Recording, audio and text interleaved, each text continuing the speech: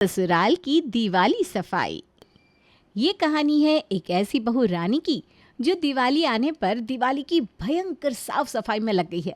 ये कहना गलत नहीं होगा कि उसके दिमाग में अभी सिर्फ ससुराल में दिवाली की सफाई की बातें ही चल रही है। खैर इसी बीच, अरे बहू बाजार जाना है, बहुत सारा सामान भी लेना है, जल्दी कर बेटा। हाँ माँ जी आई, बस थोड़ा सा ये टेबल साफ कर दूँ। अरे बहू टेबल तो आके साफ़ कर लेना, पहले चलना बाज़ार, नहीं तो शाम हो जाएगी और भीड़ बहुत हो जाएगी वहाँ, तब सामान लेना और भी मुश्किल हो जाएगा। हाँ माँ जी, ये भी आपने बिल्कुल सही बात कही, तो चल बेटा जल्दी कर। इसके बाद राधिका जल्दी से अपना बाज़ार वाला झोला लेती है और अपनी सासू माँ के साथ बाज़ार निकल पड़ती है। वहीं थोड़ी देर में दोनों लोग मार्केट पहुँचते हैं। अरे बेटा देख तो, वो वाली मूर्ति कितनी सुंदर लग रही है ना, यही वाली लेते हैं। हाँ माँ जी, मुझे भी ये बहुत पसंद आ रही है। और ये देख, ये वाले दिए कितने सुंदर लग रहे हैं ना, इन्हें हम दरवाजे के पास रखेंगे, बहुत सुंदर लगेगा। और वो देखो तो कितने सुंदर दिए बनाए हैं, वो भी हाथ से। सच में भारत में ना एक से एक बेहतरीन कलाकार हैं। वो तो है, भारत में भला कला की कमी कहाँ है। और ऐसे ही दोनों सास बहू मार्केट में दिवाली की शॉपिंग वगैरह करती रहती है। माँ जी 1 घंटा हो गया है, चलिए ना आप चलते हैं, घर जाकर बहुत सारी सफाई भी करनी है। अरे 1 घंटा हो गया तो क्या हुआ, सामान भी तो देख हमें कितना लेना है। रुक जा बहू, अभी 1 घंटा और रुक जाते हैं।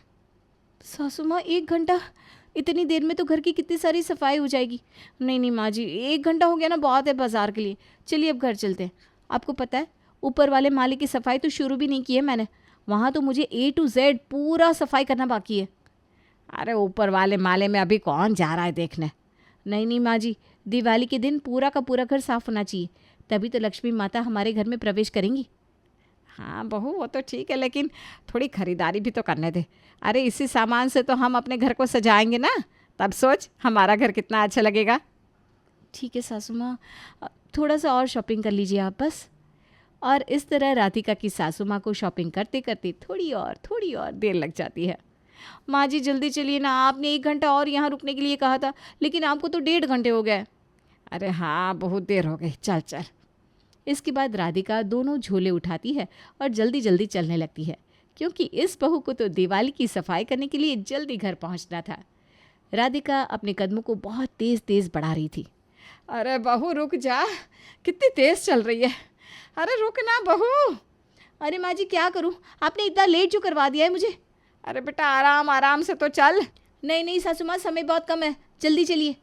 ये कहकर राधिका बड़े तेज़ तेज़ कदमों से घर की ओर तो ऐसे बढ़ रही थी मानो जैसे वो किसी से रेस लगा रही है।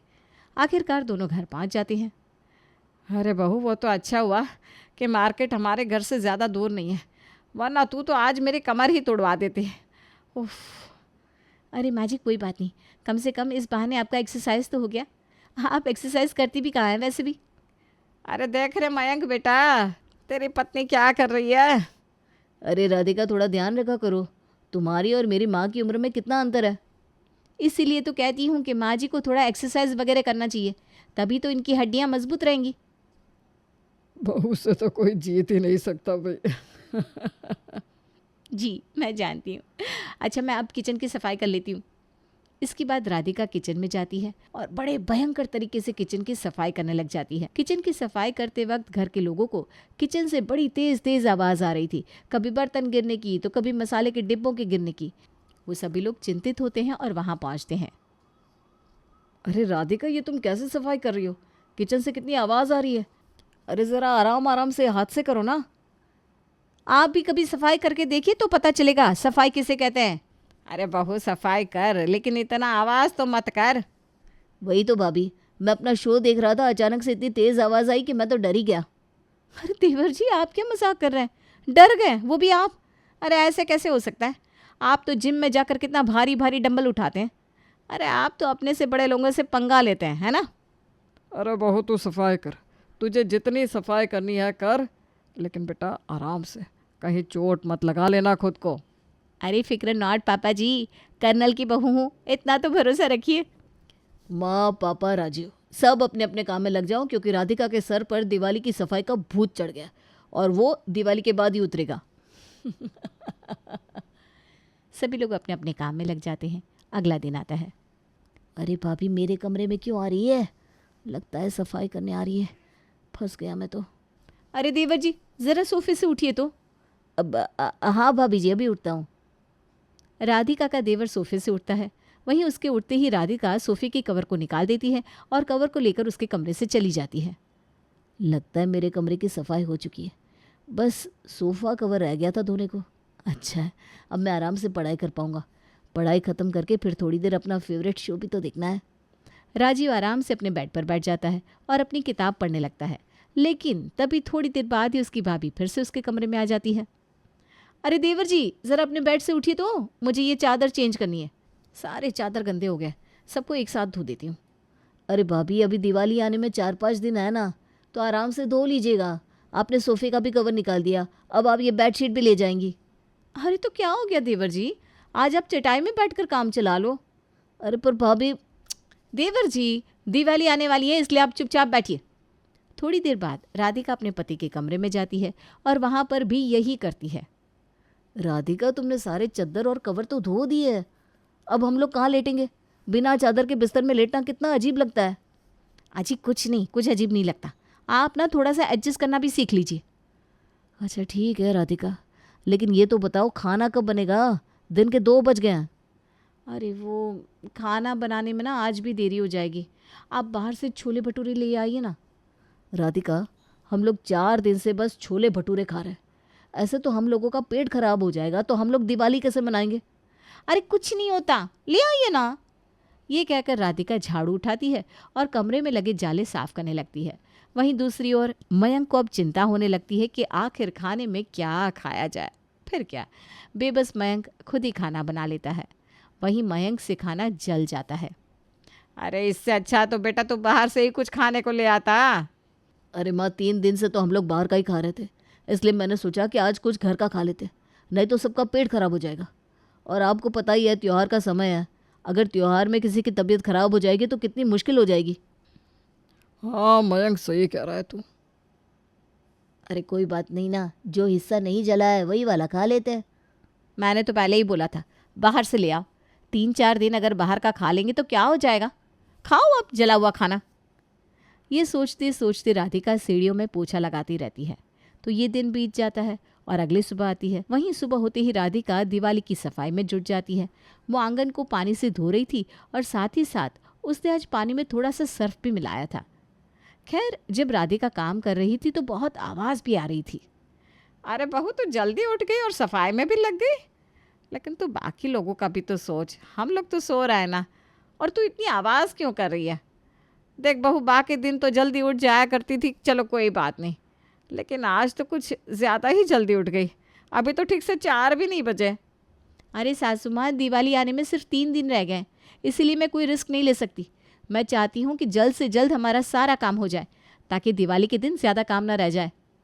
बहू, ऐसे तो तू अपनी भी तबीयत ख़राब कर लेगी और हम सबकी भी तबीयत ख़राब करवा देगी।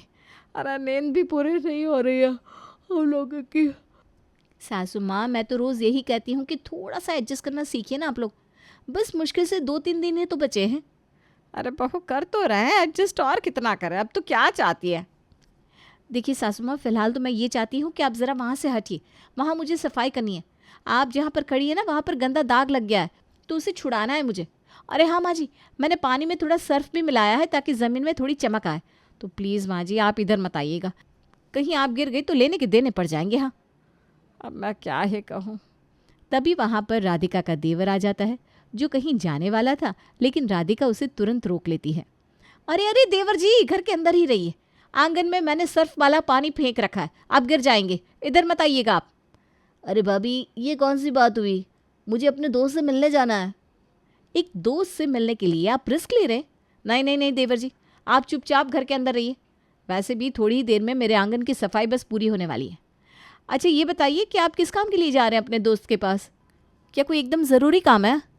नहीं, लेकिन देखा माँ जी, देवर जी को कोई खास काम नहीं है, लेकिन फिर भी अपने दोस्त से मिलने के लिए जा रहे हैं।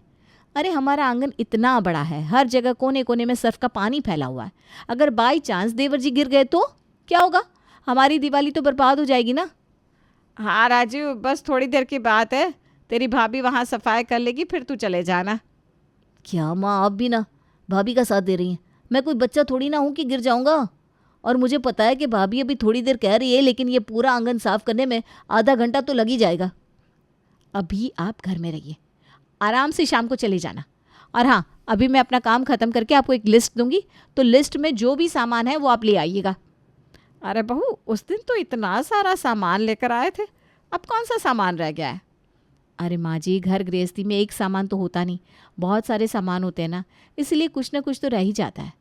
और वो बाती और थोड़ी और मोमबत्तियाँ वगैरह लेकर आनी है। अच्छा, आप लोग मुझे बातों में मत उलझाइए, मुझे सफाई करने दीजिए। चलिए अब अंदर जाइए ना आप लोग। राजीव गुस्से में अंदर चला जाता है। अरे बेटा, गुस्सा मत कर, बस 2-3 दिन की बात है, उसके बाद तेरी भाभी के दिमाग से दिवाली की सफाई का कीड़ा निकल जाएगा। हाँ, बस उसी दिन का इंतज़ार कर रहा हूँ माँ। जब से भाभी ने दिवाली की सफाई क्या शुरू कर दी है, हम लोगों को तो दिन में भी तारे दिखने लग गए। मैं ना आराम से बैठकर टीवी देख सकता हूँ, ना आराम से बैठकर पढ़ाई कर सकता हूँ। और जब देखो भाभी मुझसे बाजार से कुछ ना कुछ मंगाती रहती है, और ऊपर से पंखा साफ करने के लिए रोज़ रूम का फ़ैन भी बंद कर देती है। कितनी गर्मी लगती है मुझे माँ।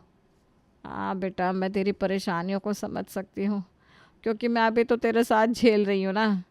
खैर, उसी शाम 5 बजे राधिका छत की सफाई करने जाती है, जहाँ पर उसका पति पहले से ही मौजूद था। दरअसल राधिका के पति को शाम के टाइम वॉक करना पसंद है। अजी ज़रा हटिए तो वहाँ से, वहाँ झाड़ू लगाना है। राजीव वहाँ से हटकर दूसरे कोने में खड़ा हो जाता है। वहीं थोड़ी देर बाद राधिका झाड़ू लगाते लगाते उस कोने में भी पहुँच जाती है। अजी हटिए यहाँ से।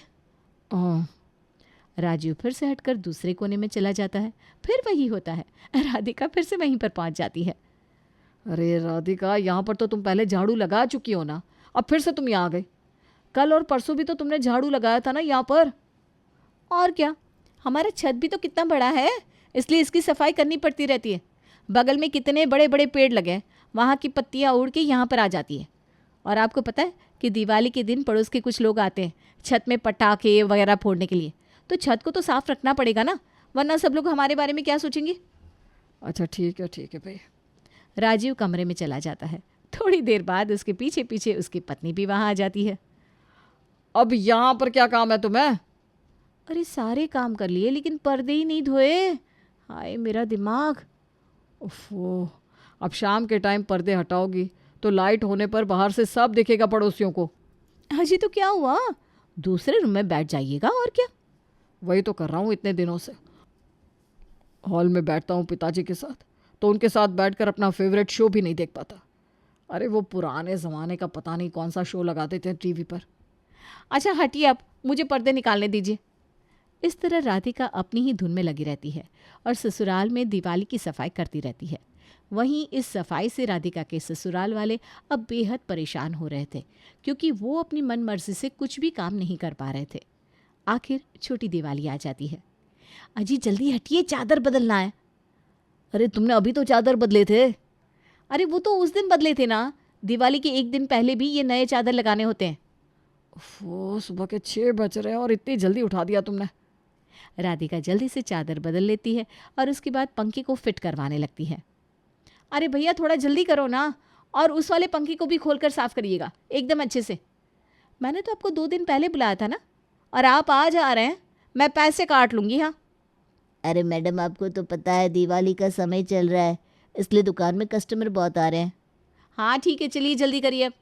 ढंग से सुबह भी नहीं हुई और अभी से घर में शोर गुल शुरू हो गया। बहुत नींदारी है भगवान। तो जैसे तैसे राधिका अपने ससुराल में दिवाली की सारी सफाई कर लेती है, और तब जाकर उसे सुकून मिलता है। शाम होती है और पूरा परिवार अच्छे से छोटी दिवाली सेलिब्रेट करता है। वहीं अगला दिन आता है, जो था बड़ी दिवाली का दिन। चलो बहू, आखिर दिवाली की साफ सफाई अच्छे से हो ही गई। देखो तो घर कितना चमक रहा है। पिताजी, घर की साफ सफाई का सारा क्रेडिट आप अपनी बहू को मत दीजिए, हम लोगों को भी दीजिए। वो तो है, माफ़ करना, मेरी वजह से आप लोगों को कितनी परेशानी हुई ना। हुई तो, लेकिन कोई बात नहीं, परेशानी का अच्छा परिणाम भी तो मिला। तभी थोड़ी देर बाद घर में पड़ोसी वगैरह आना शुरू हो जाते हैं। ओहो इंदिरा जी, आइए आइए, शुभ दीपावली। हाँ कल्पना बहन, आपको भी। मानना पड़ेगा, घर की सफाई तो बड़े अच्छे से की गई है, और डेकोरेशन तो पूछो ही मत। इस पूरे मोहल्ले में सबसे अच्छा घर आपका ही लग रहा है। वैसे किसने किया है सारा काम? हम सबने मिलकर किया है और क्या। अच्छा, मेरी बहू ने तो दिवाली की सफाई में कोई दिलचस्पी दिखाई नहीं। मेरे घर में दिवाली की सफाई तो बेचारे मेरे नौकरों ने की है। अच्छा, तब कल्पना देवी को पता चलता है कि वो कितनी भाग्यवान है जो उसे राधिका जैसी बहू मिली है। खैर, इसके थोड़ी देर बाद ये पूरा परिवार अच्छे से दिवाली मनाता है। वहीं अगले दिन बेचारी राधिका की तबीयत खराब हो जाती है। ले बहू, सूप पी ले, थोड़ा शरीर को आराम मिलेगा। माफ़ करना बहू, दिवाली की सफाई के दौरान हम सब ने तुझे बस टोका पर मदद नहीं की। हाँ भाभी।